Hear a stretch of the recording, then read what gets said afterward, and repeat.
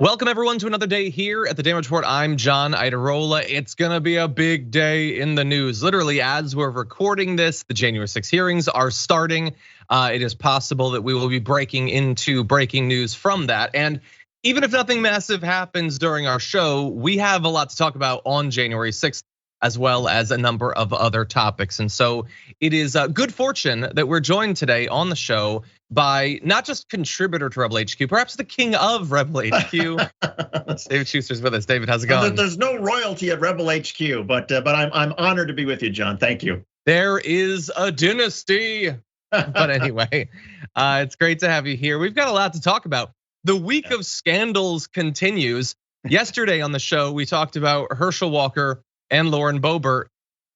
There are developments and we got to get to them. Herschel Walker can't go like 6 hours without some sort of nonsense happening. And so we're gonna be starting on him in just a little bit.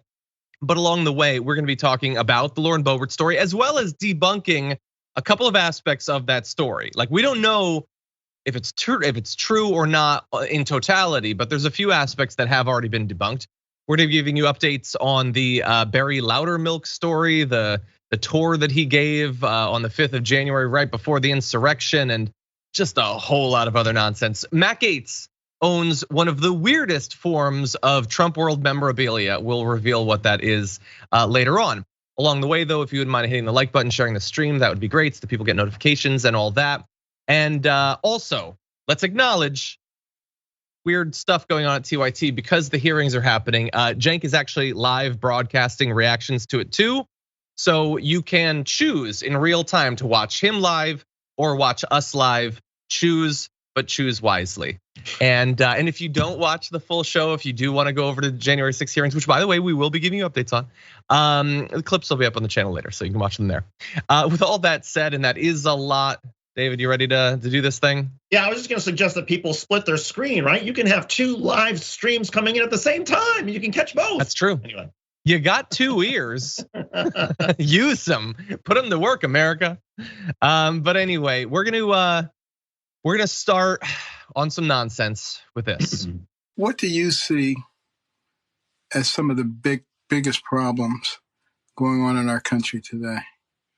I think some of the biggest problems going on in our country today, we have so many celebrities telling people that they can't do it.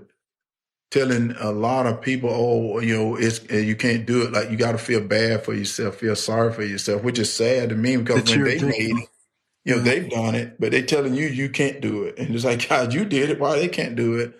I think they tell our kids that they can't do it, or to making our kids feel sorry for themselves. Okay, so there were a lot of words there, and usually hearing the person say whatever it is that they're saying, that helps. I'm not sure that in this case it did. Herschel Walker, who's gonna be the Republican nominee for Senate. I want to read what he said and see if we can figure out, because he was asked, what are some of the biggest problems? And so this is what he chose to focus on amongst everything. Actual substantive critiques of what's going on in America is an option. BS Republican narratives, you could just go to one of those. Instead, he goes to this. He says, I think some of the biggest problems going on in our country today, we have so many celebrities telling people that they can't do it.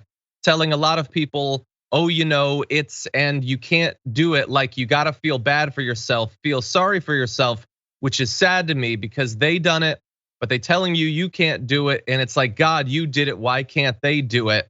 I think that tell all kids that they can't do it, or making our kids feel sorry for themselves and not having it, don't want to educate, you don't quit. But Herschel Walker, I would just beg you to please quit. Please quit and get out of the race, because you are not qualified to fill in the blank, honestly.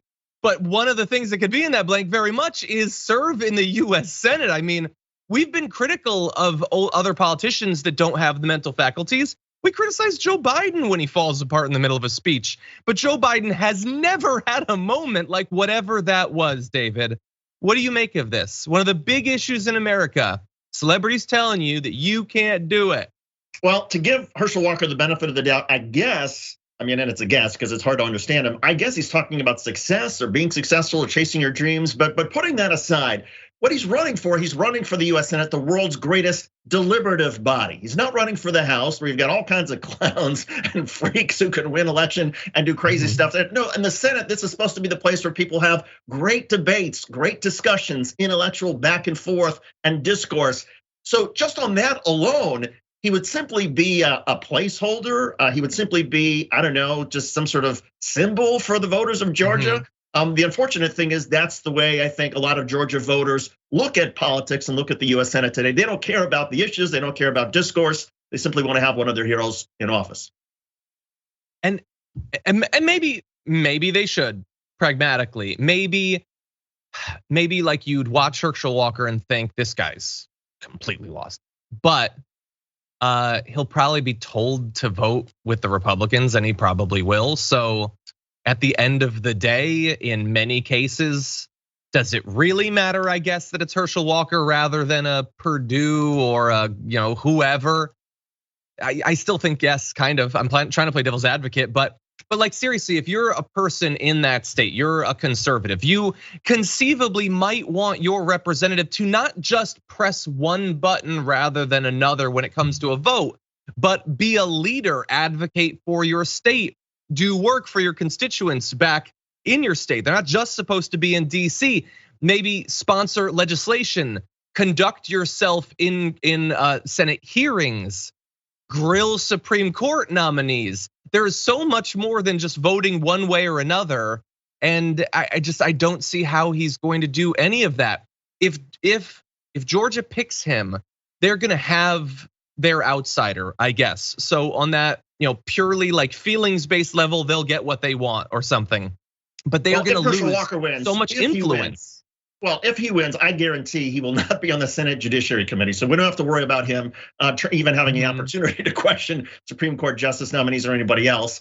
But again, I think to your point, I would imagine, and look, Mitch McConnell, the Senate Republican leader, has grudgingly come along to sort of supporting Herschel Walker. But I think even he sees some of the problems, and that Herschel Walker could be something of a wild card because he is so difficult to understand, because he is such a non-traditional type of person, and because it's difficult to sort of follow where his mind is and what he's thinking. And so, a guy who has been a Heisman Trophy winner, a national championship winner in college football, a Georgia star, will he always listen to Republicans who are telling him push this button, do this?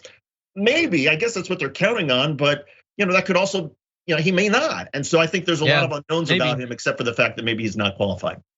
Yeah, 100%. There's a lot of unknowns. Like, is he going to vote one way or another? Is he going to get lost in the woods or something? It's just we need to have people with a base level of competence. And he is a person who doesn't need a position in the Senate. He is a person who needs help, like assistance, clearly. I'm not trying to be an a-hole with this. I didn't want to, for how long, to the audience, for how long did I not talk about Herschel Walker because I was so uncomfortable with it? But at a certain point, I mean, come on, we can't deny the evidence before our eyes. And by the way, very quickly to finalize his quote, if the idea is that celebrities are telling people they can't be successful, that is the exact opposite of what most I don't even know which celebrity he's talking about. And Henry Winkler, who is admittedly a celebrity, says, aren't you kind of a celebrity, Herschel Walker? Herschel Walker is literally only the nominee because he's a celebrity. So celebrities are, they're generally, don't they sell optimism? I don't even understand what he's trying to say. And by the way, this isn't necessarily the scandal of his that I want to focus on. There's more substantive stuff about the way that he expresses himself, generally in terms of his inability to tell the truth. We didn't even cover that he recently said, well, it's recently resurfaced that in 2019, he said, I worked for law enforcement. Y'all didn't know that either. I spent time at Quantico at the FBI training school. Y'all didn't know I was an agent. He wasn't an agent. Campaign spokesperson says that he led women's self-defense training and held the title of honorary deputy in Cobb County. Honorary deputy, it's not a real thing. It's like when Jim gave Dwight a certificate of bravery that he printed out on The Office. And I don't know which is worse. Is it that he's lying about this, or that he doesn't know? That it's like when Boy Scouts go and they give them a certificate. He's been talking about this. That happened years and years and years ago. He still thinks that he's like a secret agent or something, David. Well, look, clearly he has had some concussions in his career, his football career, and maybe that's sort of what's going on, that he just, there's something going on with his consciousness that isn't all there, and all he sort of remembers is, yes, he won the Heisman Trophy, yes, he was a national champion, and everybody in Georgia loves him, and it's good enough for him, and he can sort of brag and say whatever he wants. The unfortunate thing is, he's also not, look, I think it's becoming clear based on the scandals and everything coming out about the number of kids that he had out of wedlock, and that he wasn't paying child support for. He doesn't sound like he's a good person. So just on that alone, I would hope some voters take pause.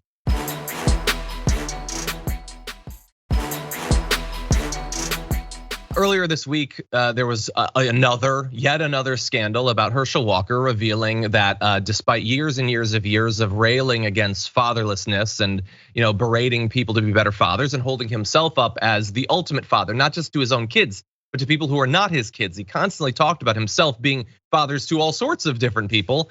We found out that he had a child that had not been disclosed and that he had to be brought into court to pay child support for. And so then that was settled. Until we pass a day and we find out that there's another hidden kid and another hidden kid. And none of this matters except in the way that it does. The fact that he has hidden children, that he wasn't supporting, that doesn't need to mean anything. It's a personal thing, and it doesn't say anything about what he would do in regards to climate change or inflation or labor rights. But it's a lot of hypocrisy. And what's interesting is people have these questions of whether he can be honest. When the scandal breaks about a child of yours that hasn't been disclosed, that you had to be brought to court for, and that you haven't been apparently involved with, despite saying that people need to be involved with their kids, that is your opportunity to reveal all of the other ones. At the very least, you can't be like, okay, well, we patched that one. Hope they don't look into the others, David. And now I think we've reached all of them, 3 hidden children. I don't know. Well, I hope that that's it. What do you think? Well, it's still only Thursday. We got another day, another news cycle, and more could come out. Again, I mean, Herschel Walker, fine.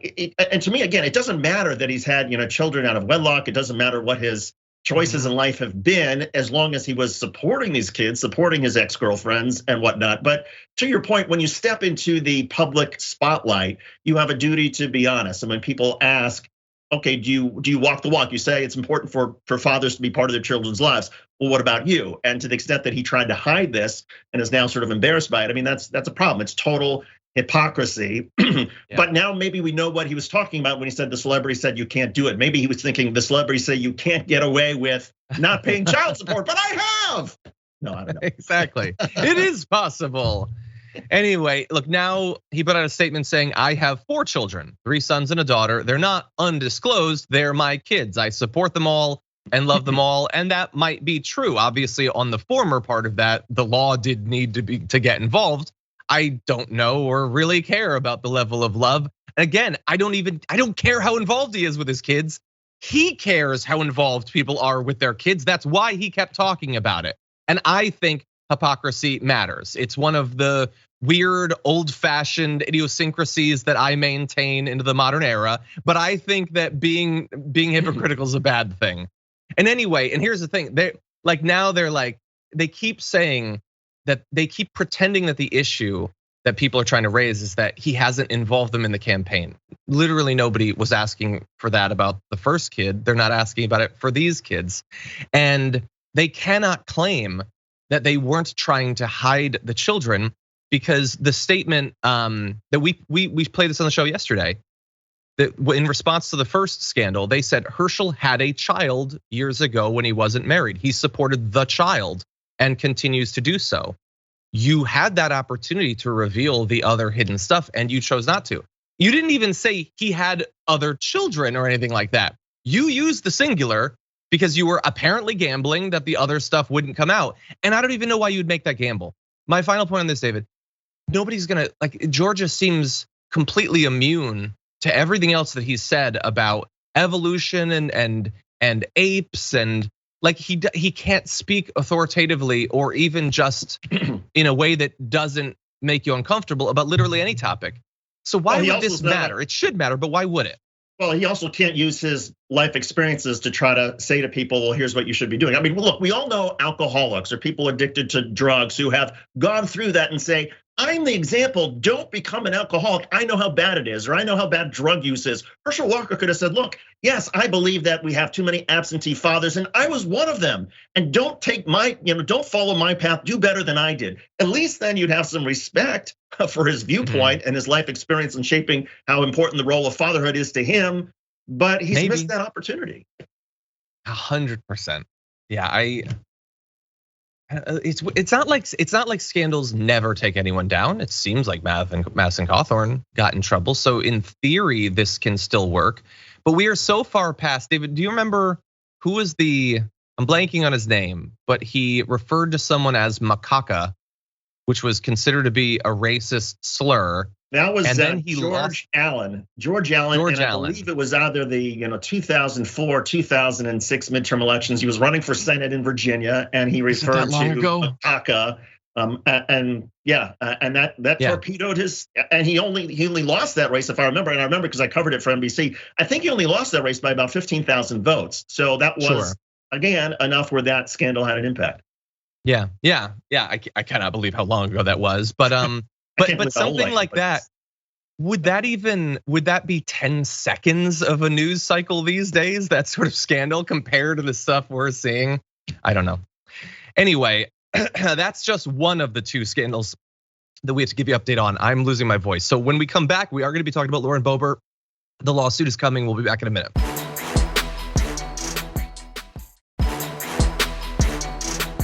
Okay, everybody, the week of scandals continues. Let's jump into the even bigger one. Lauren Boebert is going to be suing the PAC that has reported, according to them, the news that Lauren Boebert apparently operated as some sort of unlicensed escort before becoming a congresswoman. And there were also allegations of multiple abortions despite her supposed pro-life credentials. Well, they had talked possibly about doing a lawsuit. No, apparently it's coming. And she's coming out swinging as well, tweeting, I will not let these false smears from left-wing political operatives go unanswered. The law on this type of defamation is clear, and this conduct will be subject to civil and criminal penalties. We're gonna be doing several fact checks during this segment. First of all, the group that is targeting her, the American Muckrakers PAC, is not a left-wing PAC, it's conservatives, it's Republicans. They just don't happen to like her. Not liking Lauren Boebert doesn't make you a leftist, just to be clear. But she is saying that they are going to be pursuing both civil litigation as well as they say that this group has violated criminal law as well. So her attorney sent a letter to the PAC regarding the claims that she was an unlicensed paid escort who had 2 abortions, pledging to bring civil defamation lawsuits against them.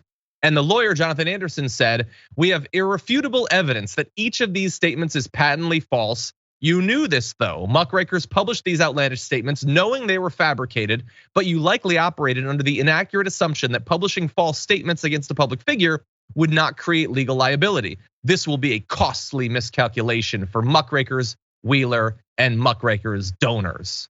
Right? That seems like a threat to go after the people that gave the PAC money. I'm not sure legally how that would work. But anyway, they're saying they're gonna be going after them, David, and that they have proof that these things didn't happen. I am not sure how you prove that something didn't happen. It is really more on the group to prove that it did, but they're saying that they can prove that she never did any of this. Well, to your point about the donors, you're absolutely right.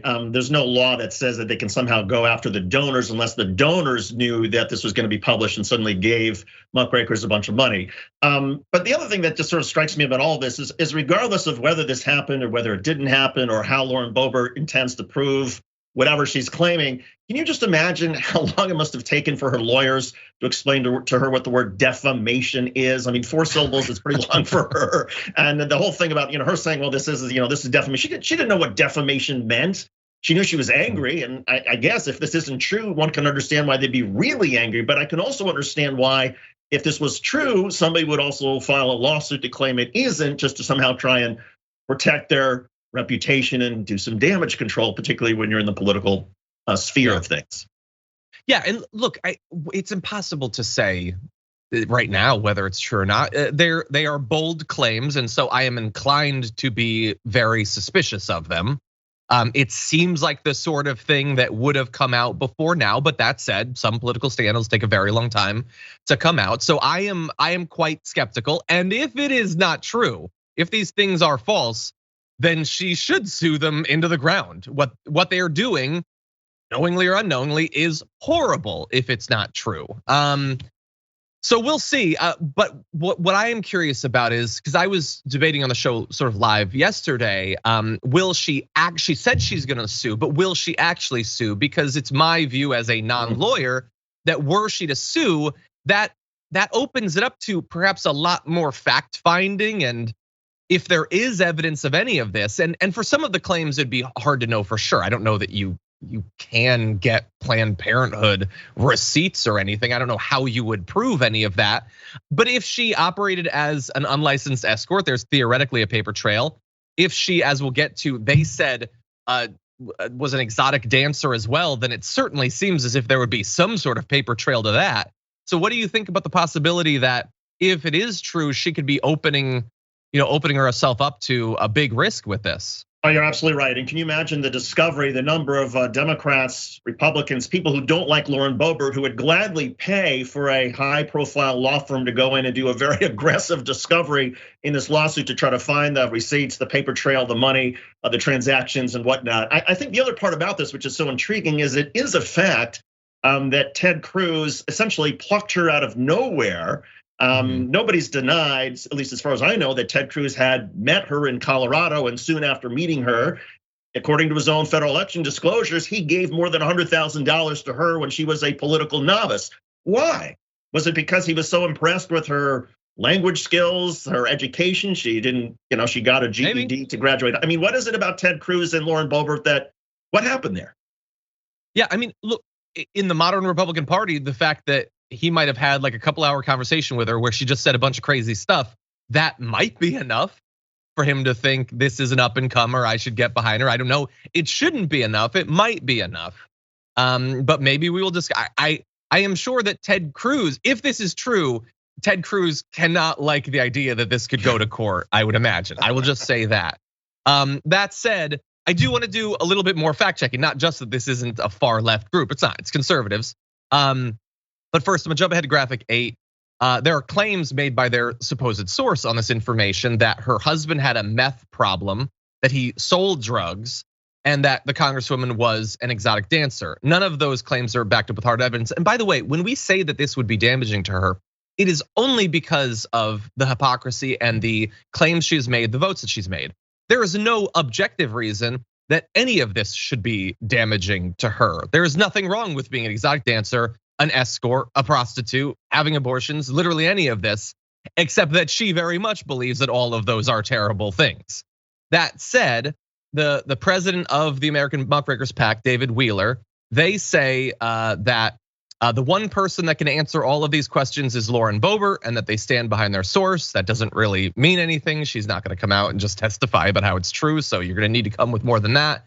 And to be fair, some of what they have released has turned out not to be true, or that other people have been using to buttress these claims. So first of all, in some of the photos that they cited, that PAC, one of them is not Lauren Boebert, it's Melissa Carone, a woman who made unsupported voter fraud claims during the 2020 election that were cited by Rudy Giuliani. So she's still in the conservative circles, but it's not Lauren Boebert. And this photo that's been going around, apparently for some time, everybody is sharing this and saying it's Lauren Boebert, which I never understood because that doesn't even look like Lauren Boebert to me. Snopes did a fact check on it. There is no evidence that's been provided that that is actually Lauren Boebert, and the photo has been circulating for at least a couple of years. So none of this is to say that the core claims aren't true, but some of the stuff that's being shared doesn't appear to be true. So we need to factor this into our ongoing evaluation of this scandal. Any final thoughts, David? I just say that, look, part of Lauren Boebert's problem here is that so many people believe that it could be true just based on her background, based on her record, based on, look, when Lauren Boebert went to CPAC and strutted around a year ago, a number of people said she's strutting, she's on that stage like she is a stripper. She is moving around in her high heels and tight jeans like she's done this before. Well, that's probably not fair to judge somebody in a political speech based on their appearance and how they're acting. But when people believe that, when people hear that, it then makes this sort of allegation against her seem, oh yeah, maybe that's not so much of a stretch. And again, nothing wrong if she was a stripper, if she was an escort, if she, had sexual relations with Ted Cruz, and that's how fine. Those are her choices. But to your point, there's an element of hypocrisy now with what she stands for. Exactly. Yeah. Just create an open, tolerant environment, and then so many of these scandals don't have to be an issue. They're the ones that choose to create an environment where they weaponize this sort of stuff against other people opportunistically. In any event, that's gonna be it for that segment, your little scandal updates. We have far more important stuff to get to, including some of the revelations coming out in the January 6th hearing. So we're gonna take a short break, but don't go anywhere. We'll be right back.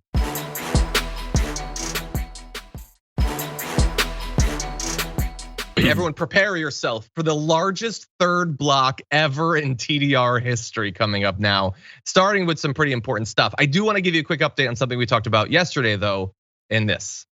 In the video, it clearly shows an individual taking photos of a security checkpoint in the basement that leads to the Capitol. What they were taking a picture of is I took the family, and of course the other folks were with them, have 2 young kids that wanted to see the little trains that take congressmen. So I took them to show them where the trolley was in the Rayburn Tunnel. But why do you think pictures were being taken of a stairwell, around security? If you go to that stairwell, there's a golden eagle sconce that's on the wall. That's what he was taking a picture of. So that is Representative Barry Loudermilk responding to concerns about the fact that he spent the better part, more than a year, denying having taken anyone on any tours of the Capitol grounds in advance of the January 6th insurrection. We found out that in fact he did. That some of those on the tours took photos that at least seemed a little bit suspicious, taking photos of stairwells and things like that. And that one of the individuals who went on the tour did not necessarily, we don't know yet, breach the Capitol, but was filmed on January 6th in DC making threatening comments, which we'll get to. Now he has a response. He says, no, they weren't taking suspicious photos of a stairwell. They were taking photos of the little trains. Or maybe it was a golden eagle statue, or maybe, as he is being reported in Newsweek, it was pictures of children's artwork that they were taking photos. They weren't taking photos of the tunnels or anything like that. So generally, as a rule, David, when you start giving lots of reasons for a thing, it makes it more suspicious rather than less. What do you think? Well, pretty soon Loudermilk's gonna say, no, they were taking pictures of the elf on the shelf. I mean, this is absurd. Nobody takes, I've seen that eagle sconce. That's not something anybody would take a picture of. I sort of get, sure, kids may wanna see the little train that shuttles through the congressional office buildings. Okay, that sort of makes sense, but there's still no reasonable explanation for why people would be taking pictures of the stairwells in that area. Other than they wanted to know for their own, I don't know, related to January 6th, what the layout was and where the stairwells were and helping their friends. That's the logical explanation. And Loudermilk, I hope this guy has to go under oath and make these same claims, because then he'll be looking at a perjury and contempt of Congress and everything else. Well, it's funny that you say that, because a lot of people are wondering why he hasn't been brought in. He has answers for that too. Take a look at this. These are folks who had never been to Washington, D.C. And they were here to visit their congressman, and they were excited. Why not just speak to the committee and just? Because the committee's never called me and asked me anything. They sent a letter asking for your to who? Cooperation. They never sent it to me. Your office never received it. No, never. Okay, it is conceivable that the committee has never reached out to him. I suppose that's a thing that could exist in the physical realm that we inhabit. It seems pretty hard to believe, David, that they've never reached out to him. They sent it to the wrong email address or something, or it got lost in the mail. They've been talking about him specifically for some time now. The idea that they would never have reached out to him, that seems hard to believe. Right, I guarantee they have tried to reach out to him. Maybe they sent him emails, maybe they sent letters to his staff. But what he's saying now, the committee should take him on his word and say, okay, we will have a process server at the most inconvenient to you, maybe when you're in the bathroom in the House Rayburn building, and physically hand it to you so that you know, yes, the committee wants to talk to you. And then come talk to us, because again, Loudermilk has this pattern of lying and deflecting and changing sort of where changing where his defense is. That's not gonna last. Eventually, it's all gonna come back to haunt him. Yeah, 100%, 100%. And yeah, maybe all of this was fine. Like even if we found out that one of the people taking the photos were doing something like wrong, that doesn't mean that Loudermilk knew when he took them around or anything like that. There's a lot that we don't know, and so we can't speak definitively about it. But here is what I know. We would be far less suspicious if he hadn't lied for over a year about taking someone on a tour. It is easy to conceive of it being totally innocent.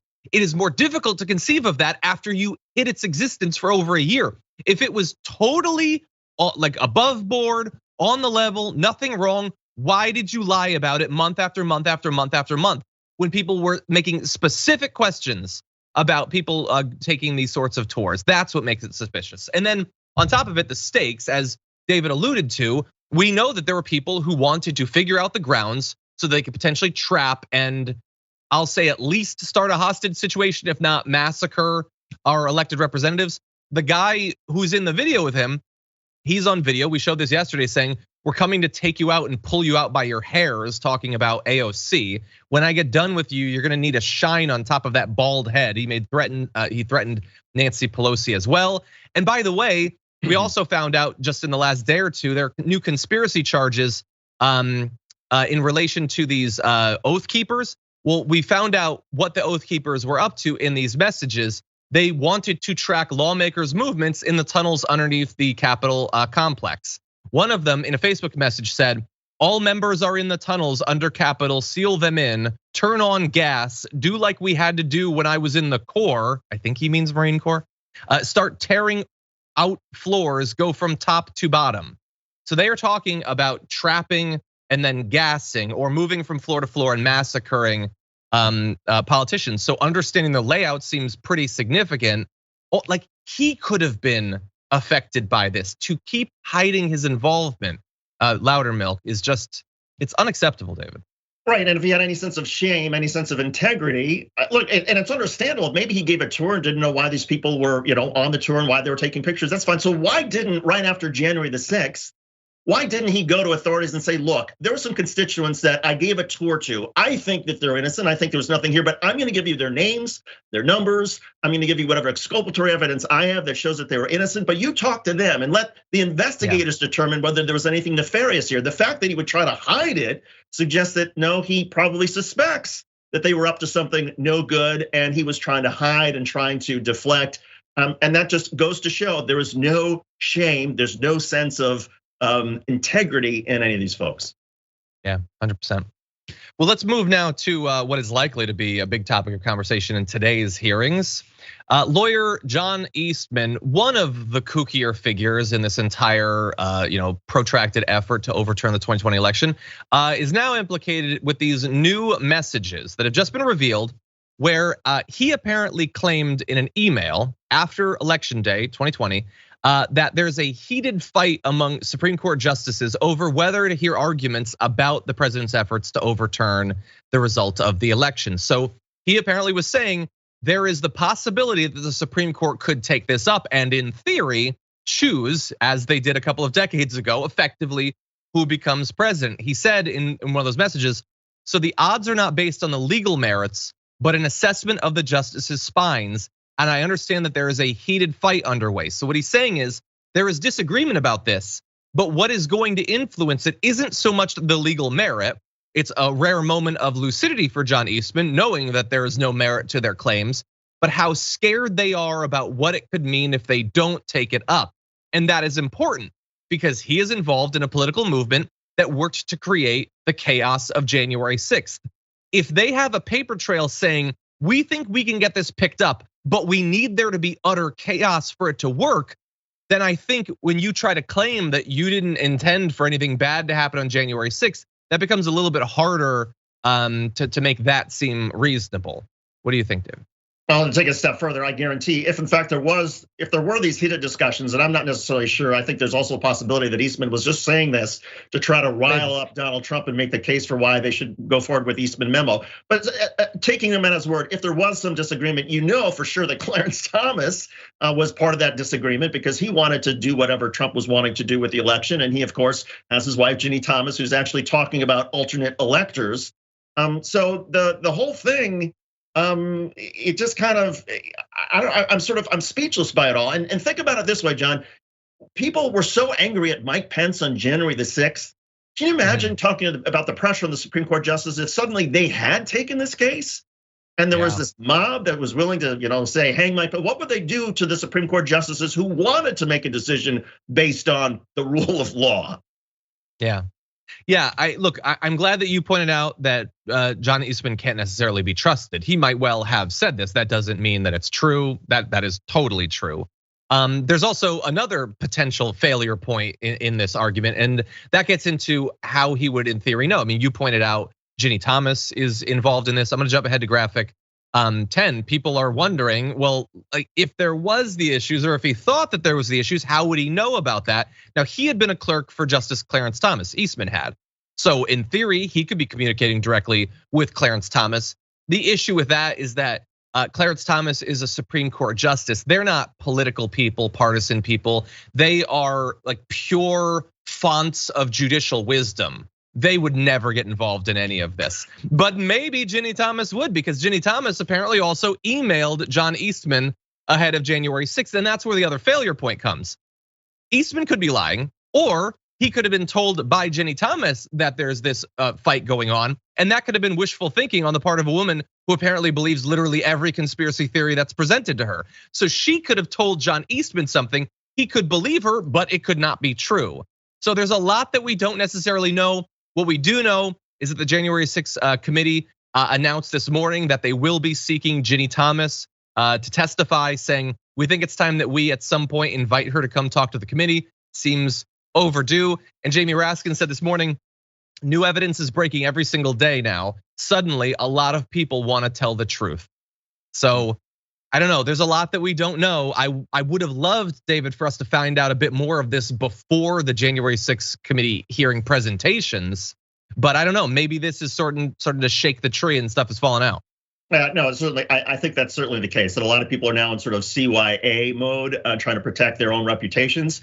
The thing about Ginni Thomas is that if she in fact was telling John Eastman, if that's true, that there's this bitter divide of the Supreme Court, well then Ginni Thomas is undermining the explanation she's giving now, the defense she's been offering that, my husband and I, we never talk about work. We always sort of kept it separate. Well, clearly, that's a lie. I never believed that. And now we simply have John Eastman essentially confirm that Ginni Thomas was probably talking to other people and her husband about her efforts and his efforts to try to keep Donald Trump as president.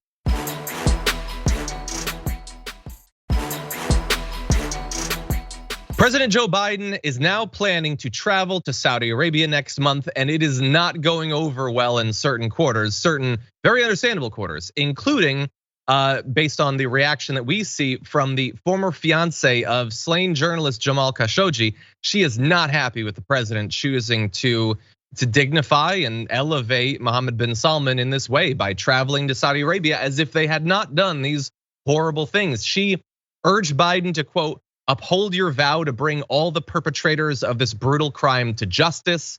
Khashoggi, if you are not familiar with the story, disappeared in October 2018. And all the evidence seems to point to this being a plot from the very top of the Saudi Arabian government to murder him. Now that said, she had more to say. Take a look at this video. You must uphold your vow to bring all the perpetrators of this brutal crime to justice. But as disappointing as this is, if you have to put oil over the principles and expediency over values, can you at least ask where is Jamal's body? Doesn't he deserve a proper burial? And that just breaks your heart. Like it's been 4 years, and in certain ways, there's been, I'm sure for her, no closure.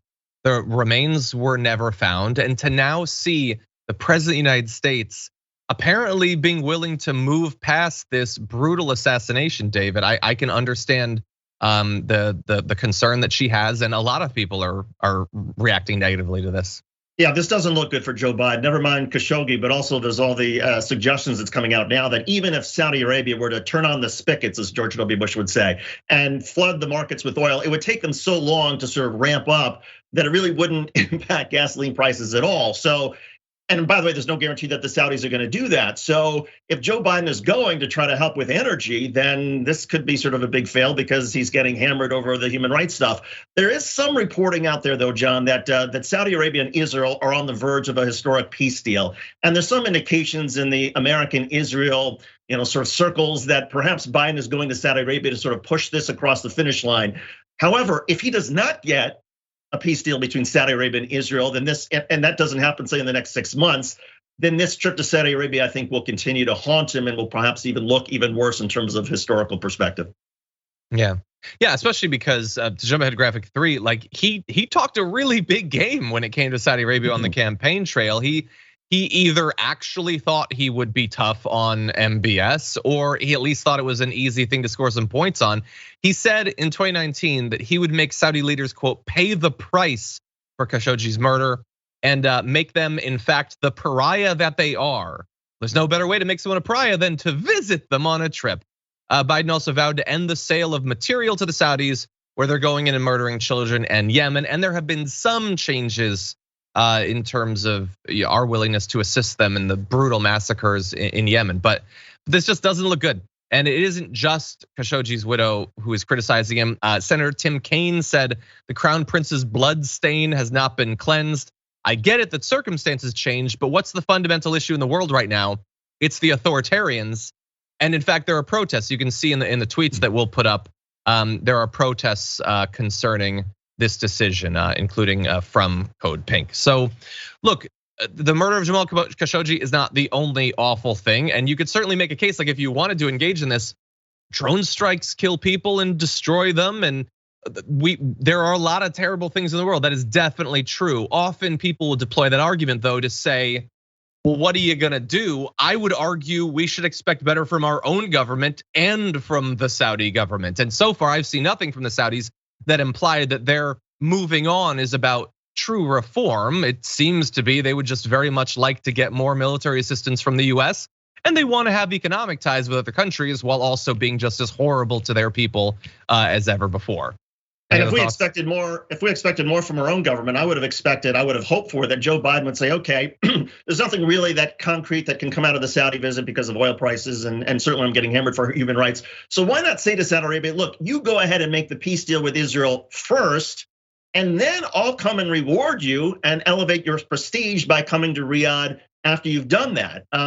Why Joe Biden is sort of putting himself out there first and risking that, there still may not be a peace deal. I mean, that just seems puzzling to me because the United States doesn't need this visit of a US president to Saudi Arabia right now. It will not really do anything for the United States. Well, yeah, it's not gonna buy him any credit on the right or anything. Like his letter, like pushing domestic oil manufacturers to up their production. Fox is using that to attack him. Going to the Saudis, it's not like he can do anything he wants. They're not gonna love him. So that's weird. And the hypothetical situation you sketched out, I think makes a lot of sense. So much so that the fact that they're not doing that, does that lead us to believe that perhaps a potential peace deal isn't as close as people might have thought? Because tying those things together sure seemed to make sense. I mean, if he's going with there's nothing being given in advance, certainly nothing that's been announced yet. I don't know, that looks really suspicious.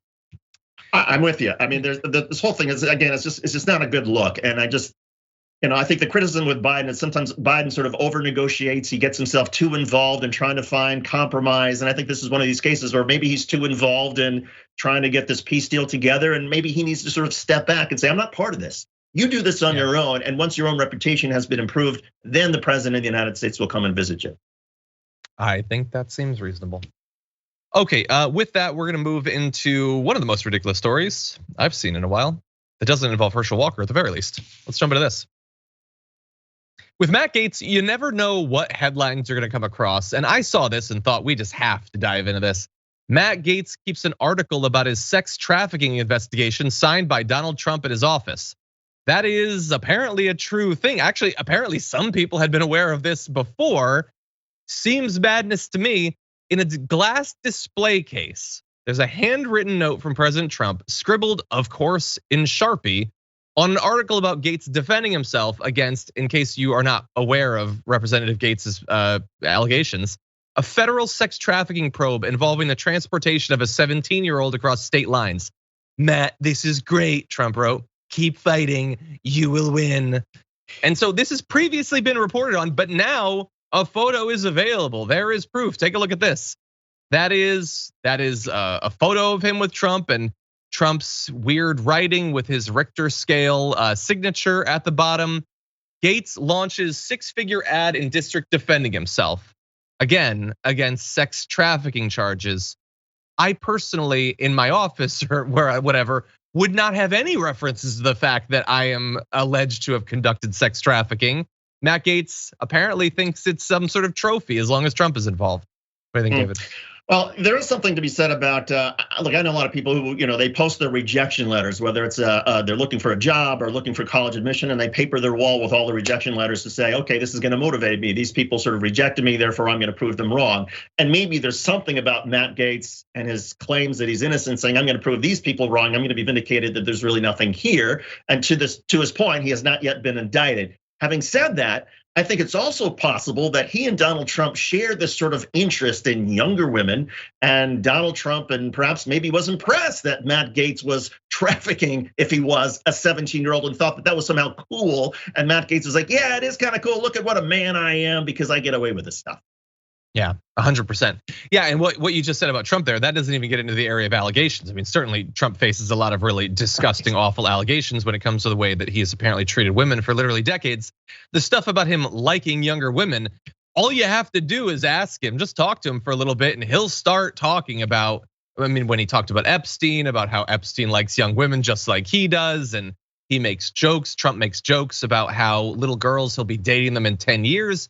It's sick stuff, but that's what he chose to do for literally decades. And so maybe that connection is true.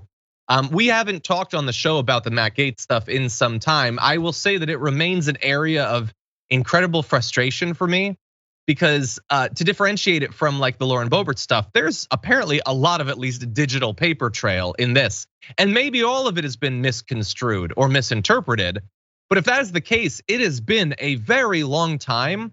Whoever was investigating this, I think should have an obligation. We should have an expectation that they would either move on it, or if there isn't anything there and you've had enough time seemingly to find it, then clear his name.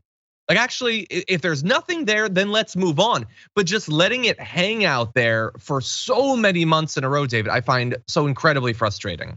It's not only frustrating, and I get your point, it's also against Department of Justice policy. There are policies that when you're dealing with public corruption and public officials, elected officials, at a certain point, there's an obligation on prosecutors, US attorneys to say, okay, we are going to indict you. You send that person a target letter to warn that they are in danger of being indicted in the next 3 or 4 months. Or when your investigation has wrapped up and you have cooperating witnesses in this case, if you feel you are not able to make the case, you let them know, you let their attorneys know, okay, the investigation remains open, but at this point, we have no plans to indict you or bring charges. The fact that they're not doing either of that, I think underscores why it is troubling to you, troubling to a lot of people at the Justice Department, troubling to a lot of people who've been wondering what is taking them so long. 100%.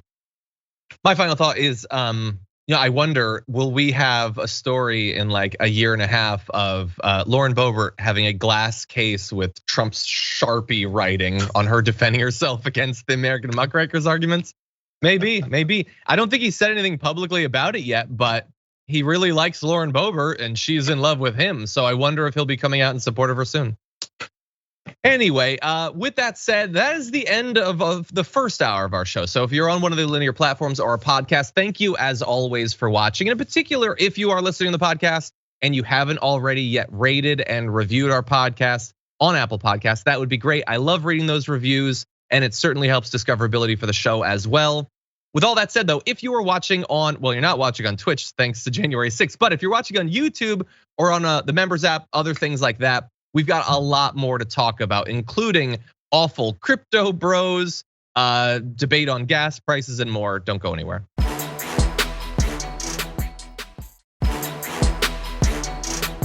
We have our 4th annual Juneteenth special. So that is the 20th, 8 p.m. Eastern, 5 p.m.